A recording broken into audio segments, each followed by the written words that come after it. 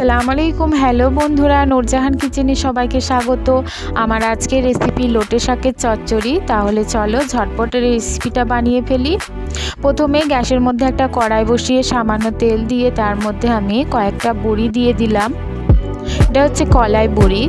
বড়িগুলোকে আমি একটু ভেজে নেব। ভাজা হয়ে গেছে, দেখো আমি তুলে নিলাম। এরপর ওই তেলের মধ্যে আমি দিয়ে দিচ্ছি সামান্য হলুদ গুঁড়ো।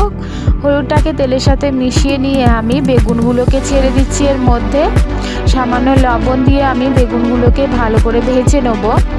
আমি এই শাকের রেসিপিতে আরও 3 রকমের সবজি দিয়েছি, আলু, বেগুন আর কুমড়ো। আর সবগুলো একটু বড় বড় করে আমি কেটে নিয়েছি। বেগুনটাকে একটু ঢেকে রেখে আমি হালকা সেদ্ধ করে ভেজে নিয়েছি। ভাজা হয়ে গেছে, আমি এবার এটাকে তুলে নিলাম। এরপর আরও একটু তেল দিয়ে আমি এর মধ্যে 5 ফোড়ন, শুকনো লঙ্কা, তেজপাতার ফোড়ন দিয়ে একটু নেড়ে চেড়ে আমি এর মধ্যে দিয়ে দিচ্ছি আলু আর কুমড়োগুলো। সামান্য লবণ দিয়ে আমি এগুলোকেও ভালো করে ভেজে নেব। একটু ঢেকে রেখে আমি এটাকে সামান্য সেদ্ধ করে নেব।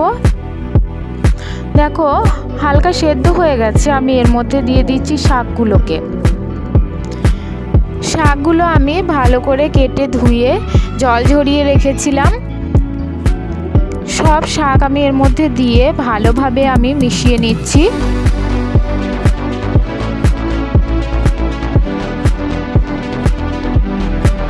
আমার এই রেসিপি তোমাদের যদি ভালো লাগে অবশ্যই লাইক, শেয়ার, কমেন্ট, সাথে আমার চ্যানেলটিকে সাবস্ক্রাইব করো। দেখো আমি আবারও নেড়ে নিচ্ছি। আমি এটাকে কিছুক্ষণ ঢেকে রেখেছিলাম, তারপর ঢাকনা খুলে আমি আবারও একটু নাড়াচাড়া করে নিলাম। আমি এরপর দিয়ে দিচ্ছি এর মধ্যে হলুদ গুঁড়ো আর লবণ।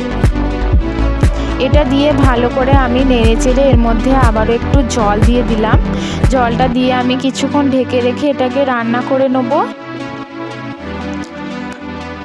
একটু সেদ্ধ হয়ে এলে আমি এর মধ্যে দিয়ে দিলাম বেগুন আর বড়ি, যেগুলো হালকা সেদ্ধ করে বা ভেজে রেখে দিয়েছিলাম।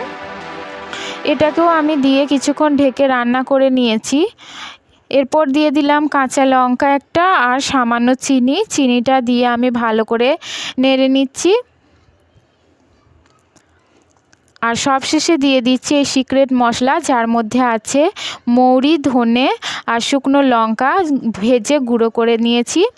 আর সাথে সামান্য পোস্ত, সেটাকেও হালকা ভেজে আমি গুঁড়ো করে এর মধ্যে দিয়ে দিয়েছি। তাহলে চলো ঝটপট রান্না করে নাও।